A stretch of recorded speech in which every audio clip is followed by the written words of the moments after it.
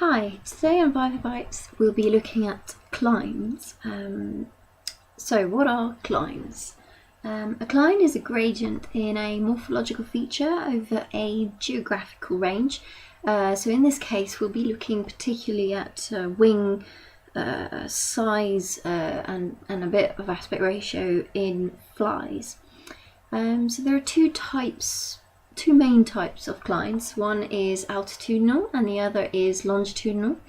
But in fact the results for both are very, very similar, and the general trend is that with increasing altitude or latitude, flies get bigger. This follows Bergmann's rule, which states that organism size increases with latitude. However, in insects, reverse Bergmann clines have also been seen due to shorter growing season at high latitude. So insects must complete their development more rapidly, which selects for a smaller size at higher latitudes or lower temperatures. Hoffman et al. 2007 even suggests that you might see seasonal clines, because as you well know, seasons, you have temperature changes throughout seasons. However, diapause does take out the changes due to winter, diapause being sort of the hibernation equivalent in insects. So now that we've seen what a cline is, where are they? There are pretty much altitudinal and latitudinal clines in wing size recorded across every continent. Those that are particularly well studied are those in North America, South America, Europe and Australia.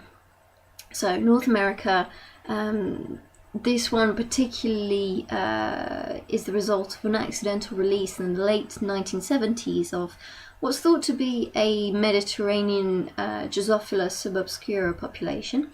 So this cline is studied along the east coast and has been used to estimate rates of adaptation by resampling 10 and 20 years after the accidental release.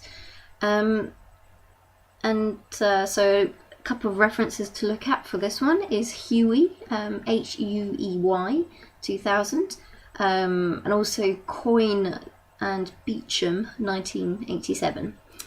The South American cline, also accidental release 1970. I suspect it's actually the same one and they've just travelled down South America really. So this one's sampled along Chile, not quite sure how you pronounce it in English. So a couple of references for this one, Gilchrist et al. 2003, and also Van Land et al. 1999. The European cline, so a reference to look at for Eastern Europe / Central Asia is Imasheva et al. 1994, and Gilchrist et al. Also in his 2003 paper compares the European, South and North American clines in wing size. You've got cline in the Middle East and Africa, so the reference for that is Tantawi and Mala, 1961. And then the Australian cline, so the Drosophila melanogaster invaded about 100 years ago, so the good reference for that is McKechnie et al., 2010. And it's been sampled along the east coast, north to south, a transect of 2,600 kilometres. So this was James 1995, and from this sampling, multiple studies were the result of this. In particular, you got crosses of populations from either end of each of the three clines across Australia, South America, and Africa, in an attempt to work out the genetic contributions versus the phenotypic plasticity from the F1, the F2, and then back crosses. So that's Gilchrist and Partridge, 1999. Also, from this sampling, Azevedo et al. 1998 took Drosophila melanogaster and then applied artificial selection to them. And then finally a few other papers, James et al. 1995, 1997.